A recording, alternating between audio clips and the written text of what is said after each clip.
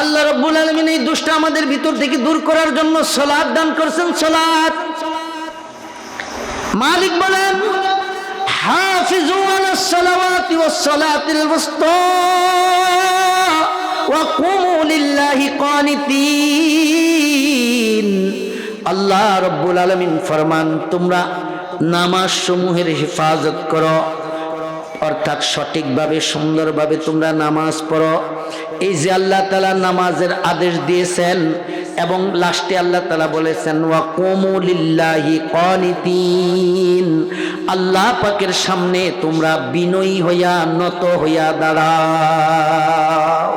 আল্লাহু ফালা মুদিল্লা লাহু ওয়া মান ইউদ্লিলহু ফালা হাদিয়া লাহু وأشهد أن لا إله إلا الله وحده لا شريك له وأشهد أن سيدنا وسندنا وحبيبنا وحبيب ربنا وطبيبنا وطبيب قلوبنا وأولانا ومولانا محمدا عبده ورسوله أرسله الله تعالى بالحق بشيرا ونذيرا وداعيا إلى الله بإذنه وسراجا منيرا. أعوذ بالله من الشيطان الرجيم. بسم الله الرحمن الرحيم. حافظوا على الصلوات والصلاة الوسطى وقوموا لله قانتين. قال سيدنا رسول الله صلى الله عليه وسلم أول ما يحاسب به العبد يوم القيامة الصلاة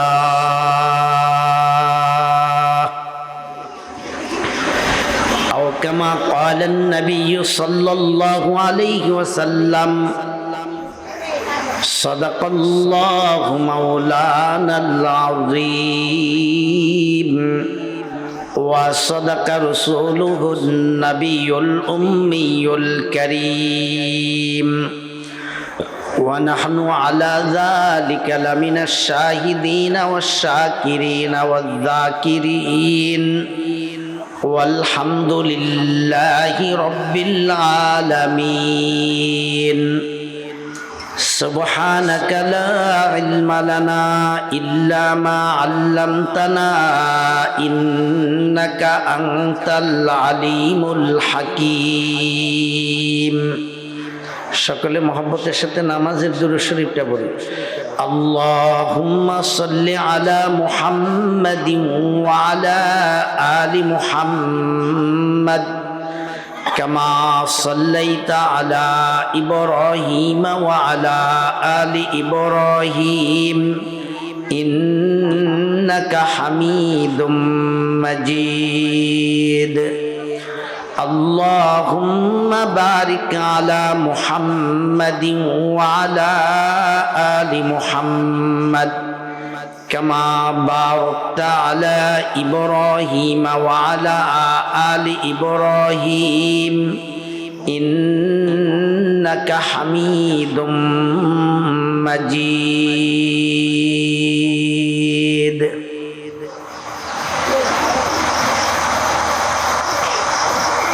यहाँ हम सब मुसाफिर है वही आखिरी ठिकाना. यहाँ हम सब मुसाफिर है वही आखिर ठिकाना. कोई आगे रवाना तो कोई पीछे रवाना. कोई आगे रवाना तो कोई पीछे रवाना. मुसाफिर हर कुजा बाशद वतन राया देमीदारात.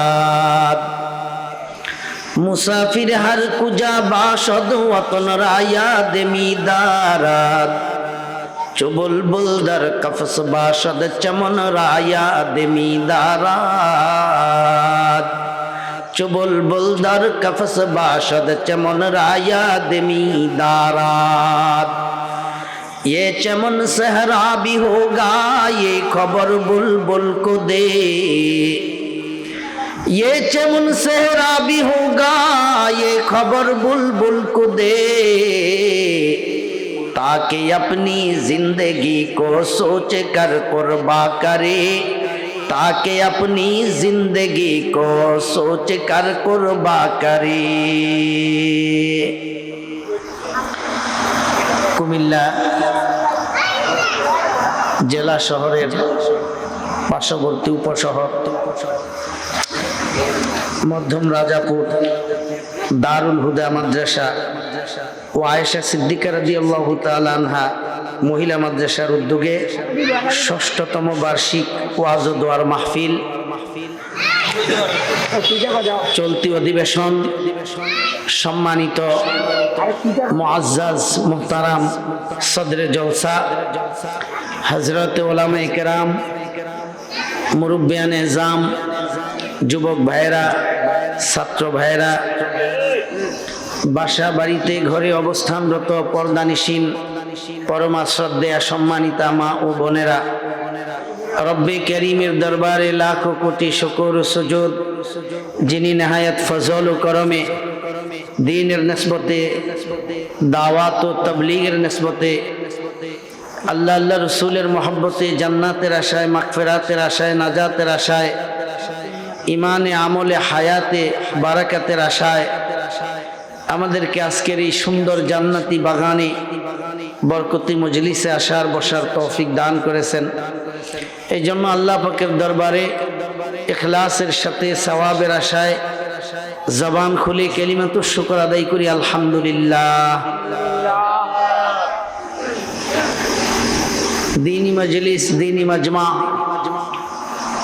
দীনী মজলিসের আদব হলো মজলিসে আসলে সামনে খালি জায়গা না রাখা একটু আগায়া বসা, গায়ের সাথে গা লাগায়া বসা। আল্লাহ রসুলের মসজিদগুলি এইরকম ছিল যে সাহাবায়ে কেরামের একজনের থুতনি পিছনের জনের থুতনি সামনের জনের কাঁধের উপর এইভাবে সামনে আগায়া কথা শুনতেন রসুলের কথা। তো হক্কানি উলামায়ে কেরামরা যা বলবেন তো আল্লাহ এবং আল্লাহ রসুলের পক্ষ থেকেই বলবেন। এই জন্য ওনাদের কথাগুলিও ওই মহব্বতে ওই আজমতের সাথে শ্রবণ করা। এই জন্য যারা এখনো পিছনে বসছেন একটু সামনে আগায়া বসলে ভালো, অন্তত আমার সামনে যেন খালি জায়গা না থাকে। যারা কষ্ট করে সামনের দিকে আসছেন আপনারা আপনারা আর সামনে বসা লাগবে না, পিছন থেকে শুধু সামনে বসলে হবে। যারা আগায়া বসছেন কষ্ট করছেন আল্লাহ তাআলার কাছে এর আজর আছে, আল্লাহ এর উত্তম আজর দান করবেন ইনশাআল্লাহ। আমি আপনাদের সামনে কোরআনুল কারীমের দ্বিতীয় সূরা সূরাতুল বাকারার 238 নম্বর আয়াতে কারিমা তেলাওয়াত করেছি। আল্লাহ রাব্বুল আলামিন আমাদেরকে পৃথিবীতে আল্লাহ তাআলার গোলাম হিসেবে সৃষ্টি করেছেন। আমাদের মৌলিক পরিচয় এবং আমাদের প্রধান পরিচয় এবং আমাদের একমাত্র পরিচয় আমরা আল্লাহর গোলাম। বলেন আমরা আল্লাহর কি গোলাম? আল্লাহর গোলাম হইয়া থাকতে পারা দুনিয়াতে এবং আল্লাহর গোলাম হইয়া আল্লাহর কাছে যাইতে পারা, এটা হলো আমাদের খুশকিসমত, খুশনসিব। আল্লাহর গোলাম হতে পারা, আল্লাহ আমাদেরকে আল্লাহর গোলাম হিসেবে কবুল করা, এটা হলো আমাদের জন্য সবচেয়ে বড় প্রাপ্তি যে আল্লাহ আমাদেরকে আল্লাহর গোলাম হিসেবে কবুল করছেন। এই জন্য আল্লাহর গোলাম হওয়ার জন্য চেষ্টা করা। গোলামের কাজ কি? গোলামের কাজ হলো মালিকের মর্জি মতো চলা। বলেন গোলামের কাজ কি? মালিকের মর্জি মতো চলা, এটাই গোলামের পরিচয়। গোলাম কাকে বলে? যে মালিকের মর্জি মতো চলে। গোলাম কাকে বলে? যে মালিকের মর্জি মতো চলে। মালিক যা হালাল করেছেন, খাইতে বলেছেন, ওইটাই খায়। মালিক যা হারাম করেছেন এ ছুঁয়েও দেখে না। মালিক যেই পথে চলতে বলেছেন সেই পথেই চলে, যেই পথে মালিক বারণ করেছেন সেই পথে পা বাড়ায় না। এ হলো গোলাম। মালিক যা করতে বলেছেন তাই করে, যা নিষেধ করেছেন তা করে না, বিরত থাকে। এইটাই হলো গোলাম, গোলামের পরিচয়, আদর্শিক গোলাম। আল্লাহ আমাদেরকে দুনিয়াতে প্রেরণ করেছেন আল্লাহর গোলামি করার জন্য, আল্লাহর ইবাদত করার জন্য, আল্লাহর ইবাদত করার জন্য, আল্লাহর গোলামি করার জন্য আল্লাহ তাআলা আমাদেরকে তৈরি করেছেন, দুনিয়াতে প্রেরণ করেছেন। আল্লাহ বলেছেন না? অবশ্যই বলেছেন। আল্লাহ কি বলেছেন? ওমা খালাকতুল জিন্না ওয়াল ইনসা ইল্লা লিয়াবুদুন, ওমা খালাকতুল জিন্না ওয়াল ইনসা ইল্লা লিয়াবুদুন। মালিক বলেন, আমি মানুষ এবং জিন জাতিকে তৈরি করেছি শুধুমাত্র কেবলমাত্র আমি রব্বুল আলামিনের গোলামি করার জন্য। আমি রব্বুল আলামিনের গোলামি করার জন্য, দাসত্ব করার জন্য, আমার ইবাদত করার জন্য। আমাদের মৌলিক কাজ হলো আল্লাহর গোলামি করা, আল্লাহর ইবাদত করা, আল্লাহর দাসত্ব করা। আল্লাহর গোলামির মধ্যে আমাদের কামিয়াবি, আল্লাহর ইবাদতের ভিতরে আমাদের সফলতা। দুনিয়ার সফলতা আল্লাহর ইবাদতের ভিতরে, আমাদের আখিরাতের সফলতাও আল্লাহর গোলামির ভিতরে। আমাদের দুনিয়া আখিরাতের সফলতা উভয়টাই আল্লাহর গোলামির মধ্যে। আমরা যদি আল্লাহর গোলাম হয়ে যেতে পারি, আর আল্লাহ যদি আমাদেরকে আল্লাহর গোলাম হিসেবে কবুল করে নেয়, আমাদের দুনিয়াও সফল, আমাদের আখিরাতও কি সফল। তো আল্লাহ আমাদেরকে দুনিয়াতে অনেক ধরনের ইবাদত, গোলামি, আল্লাহর দাসত্ব দান করেছেন। কিছু ইবাদত আছে যে ইবাদতগুলি শুধুমাত্র শরীরের সাথে সম্পৃক্ত, যেমন নামাজ, সালাত। সালাতের সম্পর্ক শুধু শরীরের সাথে। সালাত আদায় করতে হয়, অন্য কোনো অর্থ খরচ হয় না। কেমন? শুধু শরীর আমার ব্যয় করলে, শরীর শারীরিকভাবে কিছু কাজ করলে, কিছু বিধিবিধান মেনে শারীরিকভাবে কিছু কাজ করলেই আল্লাহর এই সালাতের ইবাদতটা, দাসত্বটা পূর্ণ হয়ে যায়। আবার কিছু ইবাদত আল্লাহর দাসত্ব আছে অর্থের সাথে সম্পৃক্ত, যেমন যাকাত। কেমন? যাকাত এবং কুরবানি, এগুলির সম্পৃক্ততা হলো অর্থের সাথে। এগুলি আপনার অর্থ যদি থাকে, আপনার শারীরিক কোনো কষ্ট নাই। কেমন? আপনি এই যাকাত দিবেন, অর্থ আছে, যাকাত দিবেন, তো আপনি যাকাত হিসাব করার জন্য টাকা দিয়েই লোক রাখতে পারেন। কেমন? তিনি হিসাব করে আপনার যাকাত কোথায় কোথায় দিবে আপনি বলে দিলে উনি নিজে যায় পৌঁছে দিয়ে আসবে, ওনাকে বেতন দিয়ে দিবেন, অর্থ আছে। কোরবানি আপনি অর্থের সাথে সম্পৃক্ত, এটা অর্থ ওই পরিমাণ থাকলে কোরবানি ওয়াজিব হয়, এবং এই কোরবানি করতে আপনার কোনো কষ্ট করা লাগবে না, লোক রেখে দিবেন, টাকা পয়সা খরচ করে ওনারা করে দিবে। আবার কিছু ইবাদত আছে অর্থের সাথেও সম্পৃক্ত, আবার শরীরের সাথে সম্পৃক্ত। শুধু অর্থ দিয়েই হয় না, শারীরিকভাবেও আমাদেরকে কিছু করতে হয়। যেমন হজ। হজ এটা অর্থের সাথেও সম্পৃক্ত, আবার শারীরিক সম্পৃক্ততাও আছে। সুস্থ থাকা লাগে, হজের কাজগুলি করার মতো শারীরিক কুওয়াত দরকার, শক্তি দরকার। এবং কিছু কাজ আছে এগুলি আপনাকে দৌড়ে বিভিন্ন জায়গায় যায় করতে হবে। তো এগুলি অর্থের সাথেও সম্পৃক্ত, আবার শরীরের সাথেও সম্পৃক্ত। এই যে বিভিন্ন ধরনের ইবাদত আল্লাহ আমাদেরকে দিচ্ছেন, বিশেষ করে ঈমানের পরে যে মৌলিক চারটা ইবাদত আল্লাহ আমাদেরকে দান করেছেন, সালাত, সিয়াম, হজ, যাকাত। এই যে মৌলিক চারটা ইবাদত আল্লাহ আমাদেরকে দিচ্ছেন, এই চারটা ইবাদত কেন আল্লাহ তাআলা আমাদেরকে দিয়েছেন? এই দাসত্ব চারটা, গোলামি চারটা আল্লাহ আমাদেরকে কেন দিয়েছেন? এর আসল জবাব তো আল্লাহর কাছেই আছে, আল্লাহই জানেন এর আসল মৌলিক কি কারণ। এটা মূল কারণটা আল্লাহই ভালো জানেন। কিন্তু বৈজ্ঞানিক দৃষ্টিকোণ থেকে ওলামায়ে কেরাম, দার্শনিক ওলামায়ে কেরামগণ গবেষণা করে এই চারটা মৌলিক ইবাদত আমাদের উপর কি কারণে ফরজ হয়েছে, এর চারটা কারণ, যৌক্তিক কারণ তিনারা আমাদের সামনে উপস্থাপন করেছেন, পেশ করেছেন। কি? যেমন আল্লাহ তাআলা আমাদেরকে যখন সৃষ্টি করেছেন, আমাদেরকে আল্লাহ তাআলা তৈরি করার সময় চারটা উপাদান দ্বারা তৈরি করেছেন। মাটি, তারপরে পানি, তারপরে আগুন, বাতাস। এই চারটা মৌলিক উপাদান আমাদের শরীরে আছে। কেমন? আবার এই চারটা মৌলিক উপাদানের মধ্যে চারটা ত্রুটি আছে, দোষ আর কি, যেটাকে আমরা বলি ত্রুটি, ত্রুটি বিচ্যুতি, চারটা খারাপ দোষ এই চারটা মৌলিক উপাদানের মধ্যে আছে। যেমন মাটি, মাটির মধ্যে আমানতদারি নাই, খেয়ানতদারি আছে। খেয়ানতদারি বলতে আমরা কি বুঝি? যে আপনার কাছে কোনো জিনিস আমানত থাকলে এটা আমানত না রাইখা যথাযথভাবে হেফাজত না করে এটাকে নিজের মতো করে, নিজের মনে করে খেয়ে ফেলা, নষ্ট করা, ব্যবহার করা, এটাকেই তো খেয়ানত বলে। এটা মাটির মধ্যে আছে। আপনি মাটির মধ্যে যা রাখবেন, আপনি এটা যে আপনি রাখছেন এটা আপনার প্রয়োজনীয়, এটা এখন প্রয়োজন, আপনার 10 বছর পরেও আপনার প্রয়োজন, এটা মাটি দেখবে না। যা রাখবেন সে নিজের মনে করে আস্তে আস্তে খাইতে শুরু করে। খায়নি মাটিয়ে? গাছ রাখলে খায়, বাঁশ রাখলে খায়, লোহা রাখলে খায়, স্বর্ণ রাখলেও খায়। খায় না ভাই? খায়। তো খাবে কেন? এটা তো মাটি খাওয়ার জন্য রাখা হয় নাই, কিন্তু তাও সে খাবে। এই যে বাঁশগুলি এখানে গাড়ছে, কেমন মাটির মধ্যে, এলি 1-2 বছর যদি এখান থেকে না সরান, না উঠান, 2-1 বছর পরে দেখবেন নিচে খানা শুরু হয়ে গেছে, অর্ধেক খানা শেষ। কিরে খাবে কেন? ওই খায় এই জন্য, এর মধ্যে আমানতদারিতা নাই। যার যেইটাই রাখুক সে নিজের মনে করে খায়। এই মাটি দ্বারা আমাদেরকে সৃষ্টি করার কারণে আমানতের খেয়ানতদারি আমাদের মধ্যে আছে না নাই? বলেন, জোরে বলেন, আমাদের মধ্যে আছে না নাই? একটু কথাবার্তা বললেন আমার সাথে মাঝে মাঝে, কেমন? আচ্ছা, তাইলে আমাদের মধ্যে এই রোগটা আছে, আসছে কোত্থেকে? ওই মাটি থেকে। মাটির তৈরি তো আমরা।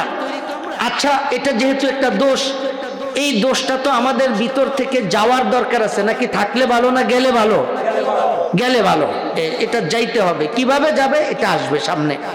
দ্বিতীয় নাম্বার, আমাদেরকে তৈরি করার জন্য মাটি নিয়ে আল্লাহ তাআলা পানির সংমিশ্রণে এই মাটিকে খামিরা তৈরি করছেন, যাতে নরম হয়, লতলতে হয়, যা ইচ্ছা তা বানানো যায়। পানি, এখন পানির মধ্যে হইল লোভ লালসা বেশি। পানির মধ্যে কি বেশি বলেন? লোভ লালসা বেশি। 1 গ্লাস পানি আপনি একটা সমতল জায়গার মধ্যে রাইখা দেন, 1 গ্লাস পানি, এই পানি এক জায়গায় থাকবে না। আপনি যেটুকুর মধ্যে পানিকে রাখবেন সে এতটুকুর মধ্যে থাকবে না, আস্তে আস্তে চতুর্দিকে সে জায়গা দখল করে ছড়াইতে থাকবে। কেউ ছড়ায়নি? বলেন, ছড়ায়নি? ছড়াবে কেন? যেখানে রাখছি এনে থাকো না, না এটুক জায়গা এবারে হবে না, এবারে ডাইনে বামে চতুর্দিকে আফাও মিল্লা খালি জায়গা দখল করে। আছে না নাই? এখন এই পানির আমরা ব্যবহার করি, আমাদেরকে তৈরি করার জন্য আল্লাহ ব্যবহার করছেন। এখন এই দোষ আমাদের মধ্যেও আছে না নাই? ডাইনের বাড়ি দখল করা, বামের জমি দখল করা, সামনের ঘর দখল করা, পিছনের দোকান দখল করে ফেলা, চতুর্দিকে সরানো, ঠেলা ধাক্কানো, এই রোগ আমাদের মধ্যে আছে না নাই?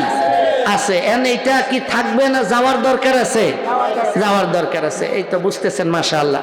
তৃতীয় নাম্বার, আগুন। আগুনের তাপ দ্বারা আল্লাহ তাআলা আমাদের দেহ মাটি দিয়ে তৈরি করে এটাকে শক্ত করেছেন আগুনের তাপ দিয়ে, এবং আগুনের তৈরি খাবার দাবার আমরা খাই। আগুনের মধ্যে হলো অহংকার বেশি, ভাব বেশি, বড়ত্বের ভাব বেশি। আগুনের মধ্যে কি বেশি বলেন? বড়ত্বের ভাব বেশি, অহংকার বেশি। দেখেন না, আগুন আপনি একটা লাকড়ির নিচে আগুন লাগাই দেন, দাউ দাউ করে জ্বলতে থাকবে, আর উপরের দিকে উঠবে আর বলবে আমি বড়, আমি বড়। খালি উপরের দিকে উঠবে আগুন, ঠিক না? ঠিক না? নিচের দিকে নামে আগুন, খালি উপরের দিকে ধাউ ধাউ করে জ্বলে আর উঠে, আর মনে যেন বলতে থাকে আমি বড়, আমি উঁচা, আমি সেরা। এরকম একটা ভাব লয়নি? এই আগুন দ্বারা জিন তৈরি করছে, ইবলিস শয়তানকে তৈরি করছেনি। আদম আলাইহিস সালামকে সেজদা করার সময় সেজদা করতে বলছে যখন আল্লাহ তাআলা, তখন কি বলছে?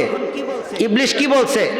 আপনি আমাকে তৈরি করছেন আগুন দ্বারা, আর আদমকে তৈরি করছেন মাটি দ্বারা। এই মাটির আদমকে নিয়ে আমাকে সেজদা করতে বললেন, এটা কাজটা হইল নি? আমার গতি হইল উপরের দিকে, আমারে বলতেছেন নিচে আদমকে সেজদা করতাম। আল্লাহরে বলতেছে আদমে, কয় কামটা ঠিক হইল নি, আপনার কথাটা ঠিক হইল নি। চিন্তা করছেন কেতনা বড় বেয়াদব। সে আল্লাহরে বলে কাজটা কি ঠিক হইল, এটা কি হুকুমটা কি যথাযথ হইল? আপনি আমাকে বলতেছেন আমি তৈরি হয়েছি আগুনের, তো আগুনের তৈরি হোক আর স্বর্ণের তৈরি হোক, তৈরি করছে কে? যে আল্লাহ তৈরি করছেন সে আল্লাহ বলছে সেজদা করতে। এত মাতাব্বরি আর এত পণ্ডিতের দরকার আছে নি শয়তানের? কিন্তু পণ্ডিত, এই পণ্ডিতে আসতে করতে যে আগুন থেকে তৈরি করছে, যে এটা আগুনের ভাব। এখন এই আগুনের সংমিশ্রণ আমাদের মধ্যে থাকার কারণে অহংকার ভাব, বড়, আমি সেরা, আমি এই, আমি সেই, এই সেই বড়, এই ভাব আমাদের মধ্যেও আছে না নাই? এই অহংকার কি থাকবে না এটা চলে যাওয়া দরকার? চলে যাওয়া দরকার। মাশাআল্লাহ। চতুর্থ নাম্বার বাতাস। বাতাস থেকে আল্লাহ তাআলা আমাদেরকে তৈরি করেছেন। বাতাস থাকলেই তো আমরা জিন্দা মানুষ, আর বাতাস না থাকলে তো আমরা মুর্দা লাশ, ঠিক না ভাই? ঠিক, হ্যাঁ। তো এখন এই যে বাতাস আমাদেরকে আল্লাহ তাআলা দান করেছেন, এই বাতাসের মধ্যে বদমেজাজি, বাতাসের মেজাজ ঠিক নাই। বাতাসের হইল কি বলেন? বাতাসের মধ্যে কি? বদমেজাজি, এর মেজাজ ঠিক নাই। কেমন? দেখবেন যে এই যে কিছুদিন এই যে কাল বৈশাখী ঝড়, এটা তো মনে হয় চলে গেছে, এটার সময়টা না, সামনে শীতকাল আসতেছে। তো যাই হোক, আপনারা দেখবেন যে মাঝে মাঝে কাল বৈশাখী ঝড় হয়, হ্যাঁ, আবার সমুদ্রেও হয়। এটা সমুদ্রের ছাড়া সমতল ভূমিতেও এই ঝড় তুফান হয়। এই ঝড় তুফান হওয়ার সময় আপনারা দেখবেন বাতাস যখন ছুটে, তো অনেক সময় দেখবেন যে যাওয়ার সময় এই ব্যক্তির একজনের ঘরের চাল এটা উঠে নিয়ে যায়, নিয়ে আরেক ব্যক্তির বাড়িতে ফালায়, তারপরে আরেকজনের টিনের চাল নিয়ে আরেকজনের পুকুরে ফালায়, আরেকজনের কড়ুই গাছের ডালা ভাঙ্গা আরেকজনের ক্ষেতের মধ্যে নিয়ে ফালায় না, আরেকজনের তাল গাছের গোড়া উঠাইয়া এদের পুকুরের মাঝখানে নিয়ে ফালায়, ধুমরে মুসরাইয়া। আসলে ওই যে মেজাজ খারাপ হইলে মানুষ যেমন কি করবে ঠিক থাকে না, হুঁশ থাকে না। এই বাতাস যখন অনেক সময় দ্রুত গতিতে ছুটে, বিশেষ করে কালবৈশাখী ঝড়, এরও কোনো ঠিক ঠিকানা নেই, কারে কোন সময় কি করে বসে, কার গাছ ফালায়, কার ঘর ফালায়, কি লোকটা কি গরিব না মিসকিন, এই ঘর কি আবার করতে পারবে না পারবে না, এই হিসাব নিকাশ বাতাসের নাই।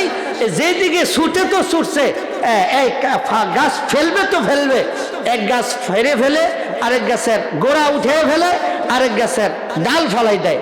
এইরকম বদমেজাজি কাজ বাতাস করে। এখন এই বাতাস আমাদের মধ্যে থাকার কারণে অনেক সময় আমাদেরও মেজাজ এত নষ্ট হয় যে আমরা কি করব আর কাকে কি বলবো আমাদের হুঁশও ঠিক থাকে না, পরে আবার এই জন্য লজ্জিত হইতে হয়। আছে না নাই বলেন? হ্যাঁ, আছে। এখন এই যে এই দোষটা, এটা কি আমাদের মধ্যে থাকলে ভালো না চলে গেলে ভালো? এখন এই দোষগুলি তো আমাদেরকে সৃষ্টিগতভাবে আছে, এই দোষগুলি যাবে কিভাবে? বিজ্ঞ দার্শনিক ওলামায়ে কেরাম বলেন, আল্লাহ যে আমাদেরকে বিভিন্ন রঙের ঢঙের বিভিন্ন ধরনের ইবাদত দান করেছেন, শারীরিক আর্থিক, আবার শারীরিক আর্থিক উভয় ধরনের ইবাদত। আল্লাহ যে ইবাদতের মধ্যে বৈচিত্র্য হরেক রকম, এই ইবাদতগুলির বিভিন্ন দার্শনিক কারণ আছে, বৈজ্ঞানিক কারণ আছে। এর মধ্যে একটা হলো আল্লাহ এই যে আমাদেরকে আগুন দ্বারা তৈরি করার কারণে আমাদের মধ্যে যে অহংকার আসছে, এই অহংকারটা এত খারাপ। এক হাদিসে আল্লাহ রসুল বলছেন, কারো মধ্যে বিন্দু মাত্র, বিন্দু বুঝেন তো, এই বিন্দু মানে একটা ফোঁটা, এই বিন্দু পরিমাণ বা সরিষার দানা পরিমাণ অহংকার যদি কারো মধ্যে থাকে, আল্লাহ রসুল বলছেন সে জান্নাতে প্রবেশ করবে, জান্নাতে প্রবেশ করবে না। এবং আল্লাহ পাকের নবী এক হাদিসে বলছেন যে কারো মধ্যে যদি বিন্দু পরিমাণ অহংকার থাকে, আল্লাহ তাকে জাহান্নামে উপর করে ফেলবেন। নাউজুবিল্লাহ বলেন। তাহলে এই অহংকার আমাদের মধ্য থেকে যাওয়ার দরকার আছে না নাই? না থাকবে? না থাকবে না, এটা চলে যেতে হবে। এখন এটা যাবে যে একটা মেডিসিন তো লাগবে। এই ময়লা যেহেতু আমাদের শরীরে সৃষ্টিগতভাবে লাইগা গেছে, এখন এই ময়লা দূর করার জন্য, অহংকারের ময়লা দূর করার জন্য, বড়ত্বের ময়লা দূর করার জন্য একটা মেডিসিন লাগবে কি লাগবে না? ওলামায়ে কেরাম বলেন, দার্শনিক ওলামায়ে কেরাম, এই জন্য আল্লাহ তাআলা আমাদেরকে সালাত দান করছেন, নামাজ দান করছেন। আল্লাহু আকবার বলেন। নামাজ দান করছেন। এই নামাজ যদি কেউ সঠিকভাবে পড়ে, সুন্দরভাবে পড়ে, তাহলে এই নামাজের মাধ্যমে আমাদের শরীর থেকে, আমাদের ভিতর থেকে এই বড়ত্বের অহংকার এটা চলে যাবে। আল্লাহু আকবার বলেন। কিভাবে? দেখেন, যার মধ্যে অহংকার আছে দেখবেন সে কখনো কারো কাছে নত হইতে চায় না, ছোট হইতে চায়। যার মধ্যে অহংকার আছে সে ছোট হইতে চায়, সে কখনো কারো কাছে ক্ষমা চাইতে স্বীকার করে, ক্ষমা চাওয়া স্বীকার করে না, বরঞ্চ তার ভুল হইল, ভুল ধরাই দিল, সেইটার উপরই যুক্তি দেখাইতে চায় যে না আমারটাই ঠিক, যুক্তি দেখাইতে চায়। আছে না নাই বলেন? তাইলে যার মধ্যে অহংকার আছে সে কারো কাছে নত হইতে চায় না এবং ছোট হইতে চায় না। ওলামায়ে কেরাম বলেন এই যে অহংকার, অহংকারী ব্যক্তি ভিতরে অহংকার ঢুইকা গেছে, বড়ত্বের ভাব চলে আসছে, এই যে বিষয়টা ওর ভিতর থেকে যায় না, এটা কিভাবে যাবে দেখেন। আল্লাহ রাব্বুল আলামিন এই দুষ্ট আমাদের ভিতর থেকে দূর করার জন্য সালাত দান করেছেন। সালাত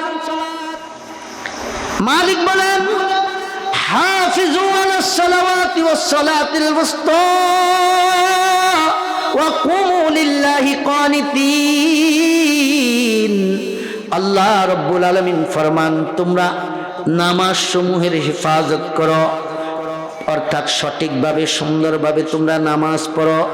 এই যে আল্লাহ তাআলা নামাজের আদেশ দিয়েছেন এবং লাস্টে আল্লাহ তাআলা বলেছেন ওয়া কুমু লিল্লাহি কানিতিন, আল্লাহ পাকের সামনে তোমরা বিনয়ী হইয়া নত হইয়া দাঁড়াও, হইয়া দাঁড়ায় যাও। আল্লাহু আকবার। উলামায়ে কেরাম বলেন সর্বপ্রথম আমরা আল্লাহর সামনে আল্লাহু আকবার বইলা দাঁড়াই। দাঁড়ানোর সময় এই যে আল্লাহু আকবার বলি, এই তাকবীরটাকে বলা হয় তাকবীরে তাহরিমা।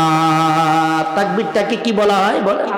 নাম সবাই বলেন তো তাকবীরটার কি নাম? প্রথম তাকবীরটার তাকবীরে তাহরিমা। এই তাহরিমা শব্দের অর্থ কি? তাকবীরে তাহরিমা ওই তাকবীর, ওই আল্লাহু আকবার, যেই আল্লাহু আকবারের দ্বারা দুনিয়াবি কাজ, দুনিয়াবি কথাবার্তা, খাবার দাবার, সব দুনিয়াবি চিন্তা চেতনা সব আমার উপর আমি হারাম করে নিলাম। আমার উপর কথা বলা হারাম, দুনিয়াবি কোনো চিন্তা করা হারাম, দুনিয়াবি খাবার দাবার সব কিছু আমার উপর হারাম।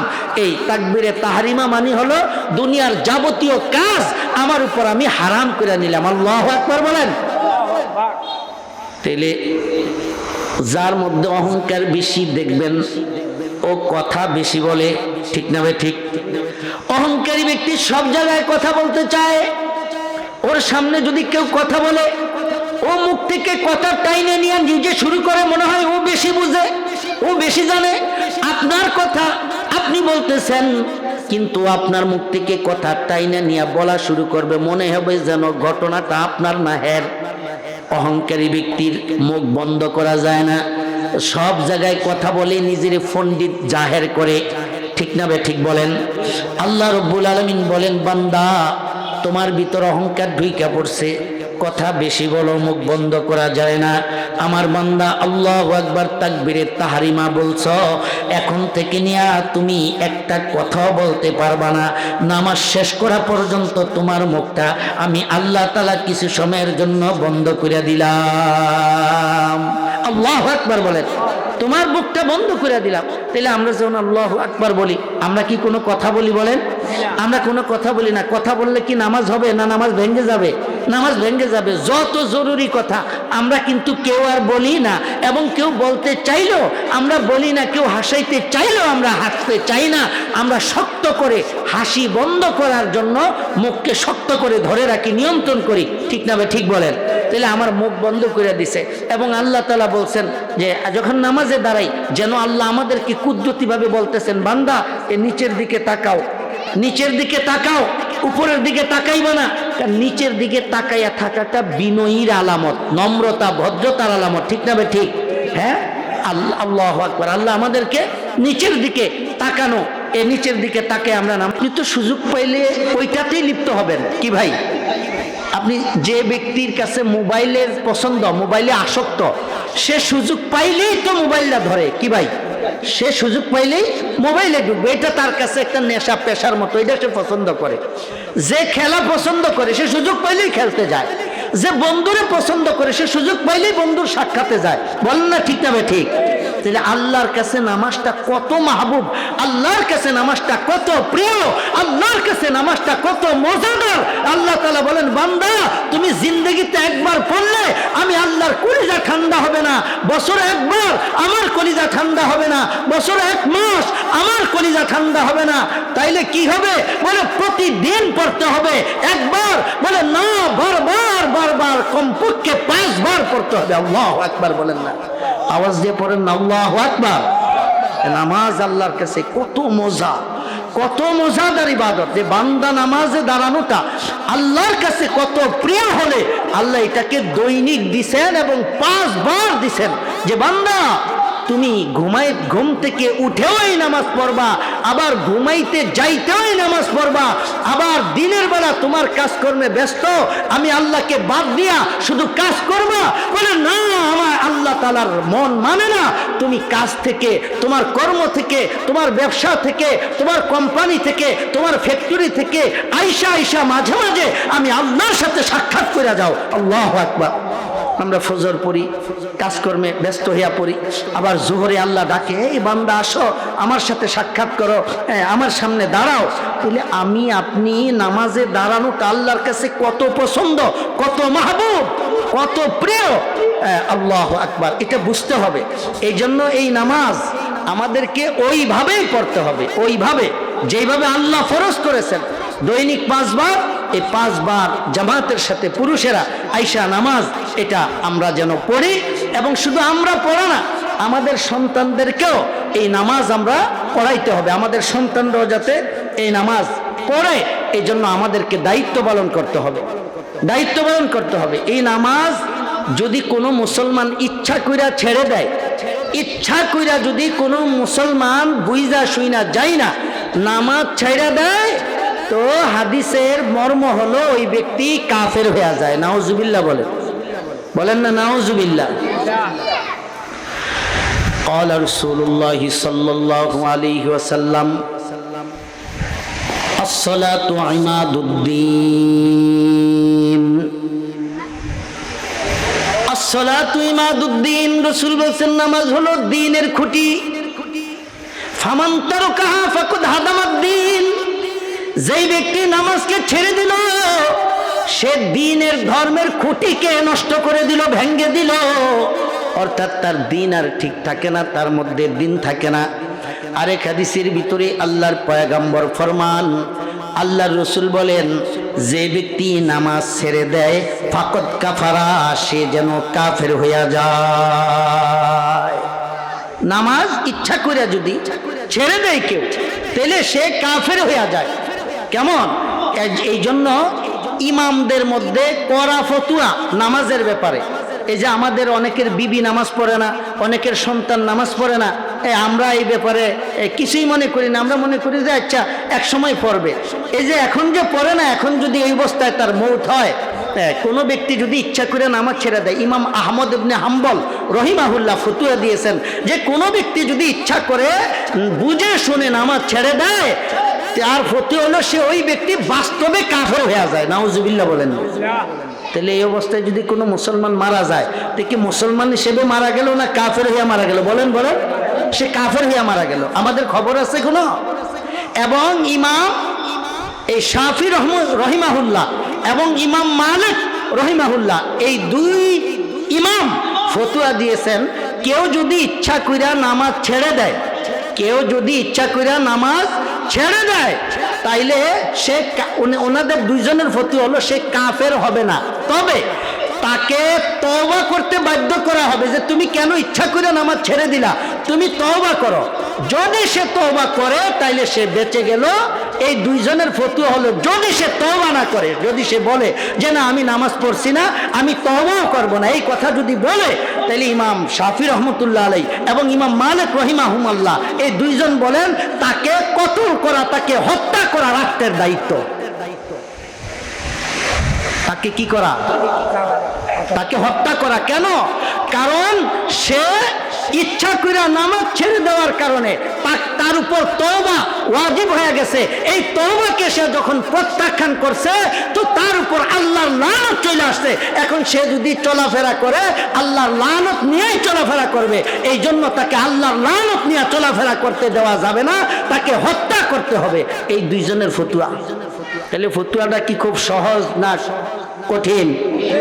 ফতুয়া কি খুব নরম না গরম? গরম ফতুয়া। তাইলে আমাদের যেই সন্তান নামাজ পড়ে না, তাইলে আমাদের দায়িত্ব তাকে তওবা করানো। যদি সে তওবা না করে, তওবা করলে তো ভালো, বেঁচে গেল। যদি তওবা না করে তাইলে তাকে হত্যা করা। আমরা করি আর না করি, শরীয়তের ফতুয়া তো এটা, শরীয়তের আদেশ এটা। তাইলে আমরা কত বড় বিষয় লঙ্ঘন করতেছি এটা আমাদেরকে বুঝতে হবে। এটা কত বড় কঠিন, শক্ত ফরজ, শক্ত বিধান নামাজ পড়া। একজন মুসলমান নামাজ পড়বে না, এটা হতেই পারে না। মুসলমানের বাচ্চা নামাজ পড়বে না, এটা হতে পারে? বলেন না, এটা হতে পারে? তাহলে আমাদেরকে নামাজ পড়তে হবে, নামাজ পড়তে হবে। ইমাম আবু হানিফা রহিমাহুল্লাহ তিনি একটু নরম কথা বলেছেন। ইমাম আবু হানিফা রহমতুল্লাহ আলাইহি বলছেন, যেই ব্যক্তি ইচ্ছা কইরা বুঝে শুনে নামাজ পড়ে না তাকে তওবা করার জন্য বলা হবে। যদি সে তওবা না করে তবুও তাকে হত্যা করা হবে না, তাকে আটকাইয়া বন্দি করে রাখতে হবে। যতদিন পর্যন্ত তওবা না করবে ততদিন সে বন্দিখানায় থাকবে, জেলখানায় আবদ্ধ থাকবে। সে আল্লাহর অভিশপ্ত হয়ে যায়। এই আল্লাহর অভিশপ্ত লানত নিয়ে যাতে মুসলিম সমাজে চলাফেরা করতে না পারে, এই জন্য তাকে এক জায়গায় আটকায় রাখতে হবে। চিন্তা করছেন? ইমাম আবু হানিফা রহমতুল্লাহ আলাইহি, আমরা যার মাযহাব অনুসরণ করি, আমরা যার মাসলাক অনুসরণ করি, তার ফতোয়াও কত কঠিন। আপনার যেই ছেলে নামাজ পড়ে না, সে যদি তওবা না করে, নামাজ না পড়ে, তাহলে তাকে এক জায়গায় বন্দি করে রাখা আমাদের দায়িত্ব, আমাদের দায়িত্ব। তাহলে কথাটা কি সহজ না কঠিন? বলেন বলেন। তাহলে আমরা কত অবহেলা করি এত শক্ত বিধানের ক্ষেত্রে, শক্ত বিধানের ক্ষেত্রে। এই জন্য আল্লাহ রাসূল বলছেন, قال رسول الله صلى الله عليه وسلم مروا أولادكم بالصلاة وهم أبناء 7 سنين। আল্লাহর পয়গম্বর বলেন, তোমরা তোমাদের সন্তানদেরকে নামাজের আদেশ করো, তোমরা তোমাদের সন্তানদেরকে নামাজের আদেশ করো যখন তাদের বয়স 7 বছর হয়ে যায়।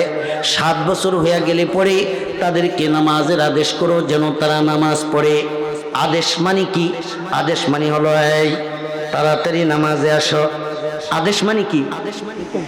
হুকুম। হুকুম মানে কি? এই যাও নামাজ পড়ো, এটা কি তো হুকুম বলে। আরেকটা হলো অনুরোধ। অনুরোধ মানে কি? ভাই আইয়েন না নামাজটা পড়ি, এটারে কি বলে? অনুরোধ। বলেন এটা কি বলে? ভাই চলেন নামাজটা পড়ি, দোস্ত আসো না নামাজটা পড়ি, এটাকে কি বলে বলেন? আর আদেশ মানে কি? এই চল দোকান বন্ধ কর, চল মসজিদে চল, এটাকে কি বলে বলেন? বলেন আদেশ। এটাকে কি বলে? আদেশ বলে। আল্লাহ রাসূল বলেন, মুরু আওলাদাকুম বিসসালাহ, তোমরা তোমাদের সন্তানদেরকে নামাজের আদেশ করো। ও মাবনাউ 7 সিনিন, যখন তাদের বয়স 7 বছর হয়ে যায় তখন থেকে নামাজের আদেশ করো। ওয়াদরিবুহুম আলাইহা ওয়া হুম আবনাউ 10 সিনিন, যখন তাদের বয়স 10 বছর হয়ে যায় আল্লাহর পয়গম্বর বলেন এখন ছোট আদেশ করলেই চলবে না, বরং তাদেরকে নামাজের জন্য মারপিট করা লাগবে, মারা লাগবে। কি করা লাগবে বলেন? কথা বলেন না কেন? বলেন কি করা লাগবে? আপনার সন্তান 10 বছর হয়ে গেছে, এখন নামাজ না পড়লে কি করতে হবে বলেন? মারতে হবে। মায়েরা হলেও তাকে নামাজ পড়াইতে হবে। স্ত্রী নামাজ পড়ে না তো মায়েরা হলেও তাকে নামাজ পড়াইতে হবে। আপনার ছোট ভাই নামাজ পড়ে না তো মায়েরা হলেও তাকে দিয়ে নামাজ পড়াইতে হবে। কেন? কারণ আপনি যদি না মারেন তো আল্লাহ তাকে মারবে, আপনি যদি না মারেন তো ফেরেশতাদেরকে দিয়ে আল্লাহ তাকে আচ্ছা মতো পিটাবে। আপনি যদি ফেরেশতাদের মায়ের থেকে তারে বাঁচাইতে চান তাহলে আপনি নিজেই তারে মারতে হবে। ঠিক না? ঠিক বলেন, কথা বুঝেন না? ফেরেশতারা যখন আপনার সন্তানকে মারবে আদর করে মারবে না আল্লাহর শত্রু হিসেবে দাঁড়ে মারবে? বলেন, বুঝেন না? আল্লাহর হুকুম মানে নাই, আমার আল্লাহর বিধান মানুষ নাই, এই জন্যই তো জাহান্নামে আইছস। মাইরটা কি আদর কইরা দিবে না কড়া কইরা দিবে? কিন্তু বাপে যদি তার সন্তানকে মারে, বুঝেন কি শত্রু হিসেবে মারবে নাকি আদর কইরা মারবে? বলেন, বুঝেন না? বাপে রাগ কইরা মারলেও তো এই মায়ের ভিতরে একটা আদরের ভাব থাকে কি থাকে না? বলেন বলেন। হ্যাঁ, আপনার ছেলের একটা ঝামেলা হয়েছে এলাকায়, তা আপনার ছেলেকে মারতে হবে। এই মাইকটা যদি আপনার শত্রুর হাতে লাড়ি থাকে, চেয়ারম্যান যদি আপনার শত্রুরে বলে যে এই অমুকের ফোলারে 50টা বাড়ি দে, এই বাড়িগুলি যদি আপনার শত্রুয়ে দেয় তাহলে বাড়িটি কেমন দিব? বলেন তো, বলেন না, বাড়িটি কেমন হইব? এখন এই বাড়িটি যদি বাপেরে কয় এই তুমি তোমার ছেলেরে মারো, 50টা বাড়ি দাও, কি হইব?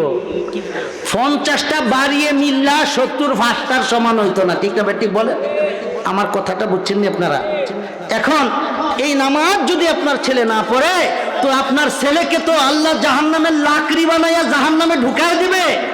জাহান্নামের আগুন, জাহান্নামের সাপ, জাহান্নামের বিচ্ছু, এই সবগুলি আপনার ছেলেকে ছেলে ফেলে খাবে, তার আখিরাত ধ্বংস হয়ে যাবে। যদি আপনি তাকে ওইটা থেকে বাঁচাইতে চান, যদি আল্লাহর আযাব থেকে, আল্লাহর গজব থেকে, আল্লাহর সাপ বিচ্ছুর দংশন থেকে, আল্লাহর আগুন থেকে যদি তাকে বাঁচাইতে চান, তো আপনি তাকে কিছু মার দেয়া হলো নামাজ পড়ে আল্লাহর আযাব থেকে বাঁচায় দেন। আল্লাহু আকবার বলেন, জোরে বলেন আল্লাহু আকবার। তাহলে সন্তানকে মারলে, আল্লাহ রসুল যে বলছেন তার বয়স 10 বছর হয়ে গেলে তাকে মাইরা হইলেও নামাজ পড়াও, এটা কি রসুল শত্রুতা হিসেবে বলছেন না আদর করে বলছেন? বলেন বলেন বলেন। রসুলের এই কথার মধ্যে কি শত্রুতা আছে না ভালোবাসা আছে? বলেন, ভালোবাসা আছে। এটা বুঝতে হবে যে রসুল চান যে আপনার সন্তান, আমার সন্তান আল্লাহর আযাব থেকে বেঁচে যাক, কারণ আল্লাহর আযাব বরদাস্ত করার মতো ক্ষমতা আমাদের কারো নাই। আসেনি? বলেন বলেন, আছে? নাই। এই জন্য নামাজ, নামাজ হলো মুমিনের একমাত্র ইবাদত, যেই ইবাদত আল্লাহ দৈনিক ফরজ করেছেন, 5 বার করে ফরজ করেছেন। আল্লাহু আকবার। এবং বান্দা যখন আল্লাহু আকবার বলে নামাজে আল্লাহর সামনে বিনয়ী হইয়া দাঁড়ায়, একজন আদর্শ সন্তান তার মা আর বাবার সামনে নত হইয়া ভদ্র হইয়া যদি আম্মার আব্বা কইয়া নিচের দিকে তাকাইয়া ডাক দিয়া দাঁড়ায়, মা আর বাবার কলিজা যেমন ঠান্ডা হইয়া যায়, কোন উম্মত, কোন বান্দা যখন আল্লাহর সামনে আল্লাহু আকবার বলে বিনয়ী হইয়া দাঁড়ায়, তো আল্লাহ তাআলার কুদরতি কলিজা ঠান্ডা হইয়া যায়। আল্লাহু আকবার বলেন, আওয়াজ দিয়ে বলেন আল্লাহু আকবার। তাহলে নামাজ আমাদের গুরুত্ব সহকারে পড়ার দরকার আছে না নাই? জোরে বলেন, দরকার আছে না নাই? এই নামাজ আমরা নিজেরাও পড়ব, আমাদের অধীনস্থদেরকে আমরা আদেশ করব, আমার সন্তান, আমার বিবি, আমার ছোট ভাই, ছোট বাচ্চা, ভাতিজা, ভাগিনা, এরা নামাজ পড়ে না, না পড়ার কারণে এরা জাহান্নামের উপযোগী হয়ে গেছে, এরা তো জাহান্নামে জ্বলবে। আপনি এটা কেমনে সহ্য করবেন? আচ্ছা, দুনিয়াতে কারো সন্তানের শরীরে যদি আগুন লেগে যায়, কোনো মা আর বাবা এটা সহ্য করতে পারবে? বলেন, পারবেনি। আমরা তো এরকম দেখছি যে ভবনে আগুন লেগে গেছে, মা তার সন্তানকে জানালা দিয়ে ধরে রাখছে যে তোমরা কেউ আমার কলিজার টুকরাটারে বাঁচাও, আমি মরে গেলেও কোনো অসুবিধা নাই, আগে আমার সন্তানটাকে বাঁচাও। এইরকম দৃশ্য আপনারা দেখছেন কি দেখছেন না? বলেন বলেন। এইরকম দৃশ্য না দেখলে শুনছেন কি শুনছেন না? বলেন। তাহলে একজন মা তার সন্তানকে কত ভালোবাসলে, নিজে আগুনে তার পায়ে আগুন লাগা গেছে অলরেডি, সে মানুষকে বলতেছে আমার সন্তানটাকে বাঁচাও, আমার মৃত্যুটা তো আমি সহ্য করতে পারবো, আমার কোলের উপর আমার সন্তানের গায়ে আগুন লাগবে, আমি মা সহ্য করতে পারবো না। বলে কি বলে না? বলেন, বলেনি। তাহলে দুনিয়ার আগুন যদি আপনার সন্তানের গায়ে লেগে যায়, আর ওইটাই যদি আপনি সহ্য করতে না পারেন, হাউমাউ করে কান্না শুরু করে দেন, আর বাঁচাও বাঁচাও বলে চিৎকার লাগায় দেন, কে আসো আমার সন্তানকে বাঁচাও, কে আসো আমার সন্তানকে বাঁচাও। যদি দুনিয়ার সাধারণ আগুন থেকে বাঁচানোর জন্য এত অস্থির হয়ে যাও, সন্তান নামাজ না পড়ার কারণে দুনিয়ার আগুন থেকে আরো 69 গুণ পাওয়ার বেশি, 70 গুণ সমৃদ্ধ আগুনের ভিতর যখন তোমার সামনের থেকে তোমার সন্তানকে টাইনা নেয়া জাহান্নামের দায়িত্বশীল ফেরেশতারা জাহান্নামের ভিতরে ঢুকাই দিয়া দরজাটা বন্ধ করে দিবে, সন্তানের চিৎকারগুলি যখন তোমার কানের ভিতর আসবে, তো ওইটা সহ্য করবা কিভাবে? এই জন্য আমাদের সন্তান, আমাদের বিবি, আমাদের বাচ্চা, এদেরকে নামাজ পড়ানোর দরকার আছে না নাই? বলেন না, দরকার আছে না নাই?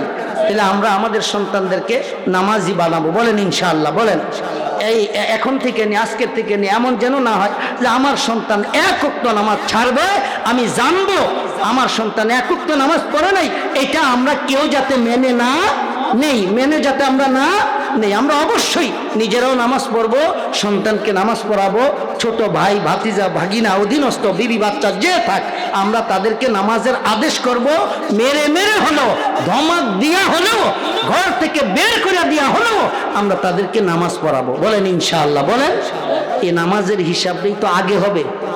আল্লাহ রাসূল বলছেন, ক্বালা রাসূলুল্লাহ সাল্লাল্লাহু আলাইহি ওয়াসাল্লাম, আউয়ালু মা ইউহাসাবু বিহিল আবদু ইয়াওমাল কিয়ামাতিস সালাহ ফাইন সলুহাত সলুহা সাইরু আমালিহি ওয়া ইন ফাসাদাত ফাসাদা সাইরু আমালিহি। আল্লাহর পয়গম্বর বলেন, যেহেতু আল্লাহর কাছে নামাজ বড় প্রিয়, নামাজ প্রতিদিন দিয়েছেন এবং দৈনিক 5 বার করে দিয়েছেন, নামাজের এত গুরুত্ব আল্লাহর কাছে।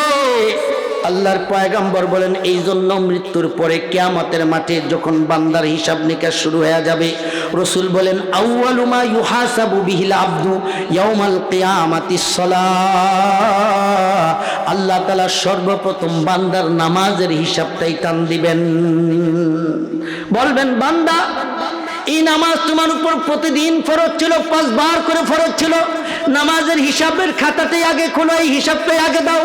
আল্লাহর পয়গম্বর বলেন, ফাইন সলুহাত সলুহা সাইরু আমালিহি ওয়া ইন ফাসাদাত ফাসাদা সাইরু আমালিহি। আল্লাহর পয়গম্বর বলেন, যদি কারো নামাজের হিসাবটা সঠিক হয়ে যায়, আল্লাহ তাআলা বলবেন, হ্যাঁ আমার বান্দার নামাজের হিসাবটা বুঝা পায়া গেছি, অতএব আমার বান্দার আর কোনো হিসাবের খাতা খোলারও দরকার নাই। আল্লাহু আকবার বলেন, আওয়াজ করে বলেন আল্লাহু আকবার, বলেন আল্লাহু আকবার। আপনি নামাজের হিসাব যদি আল্লাহরে বুঝাই দিতেন পারেন, আল্লাহ রসুল বুঝাইতে চান যে এই ব্যক্তির আর কোনো হিসাব আল্লাহ খুইলেই দেখবে না। কেন? আল্লাহ বলবেন, দৈনিক এই নামাজটা ফরজ করছি, 5 বার করে ফরজ করছি, এইটাই যেহেতু বান্দায় ঠিক মতো পড়ছে, বান্দা বাকি দিতো আরো কম দিছি, এটি তো আরো ঠিক মতো পড়বো, আমার বান্দার অন্যটি খুইলা বান্দা জান্নাতে যাবে, দেরি করে লাভ নাই, আমার বান্দার জান্নাতে ঢুকাই দাও। আল্লাহু আকবার বলেন। ওয়া ইন ফাসাদাত ফাসাদা সাইরু আমালিহি, আর যদি নামাজের হিসাবে কোনো বান্দা ধরা খায়া যায়, যদি নামাজের হিসাবের ভিতরে কোনো বান্দার গোলমাল লাইগা যায়, আল্লাহর পয়গম্বর ফরমান, ওর বাকি সব হিসাব ডিস্টার্ব হয়ে যাবে, ওর বাকি সব আমলের ভিতর ভেজাল শুরু হয়ে যাবে, আর কোনো হিসাব ও সঠিকভাবে দিতে পারবে না, বাকিগুলি আল্লাহ আরো কঠিনভাবে ধরবেন, আরো শক্ত করে ধরবেন। এই জন্য নামাজের হিসাবটা আমাদের প্রত্যেকের রেডি করার দরকার আছে না না?